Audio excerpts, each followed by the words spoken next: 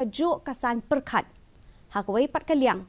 Unong yalam barang ba kaseng BJP padubelong ru National Executive Member ka BJP na Meghalaya ba ALHEC ulaong.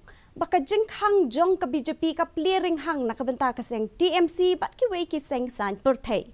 Ulaong ru baka BJP kan sa Thaw Sorkar bat kiseng kibadon ka juk kasan perkat bat kabalat na kajeng bamsap.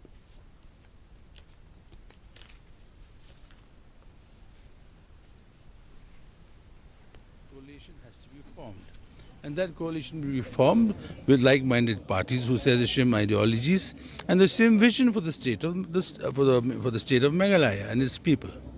Since we are contesting in all the 60 assembly constituencies, so we have a potential seats almost 35. So halfway of the 35 we are going to get this time. BJP's doors are always open.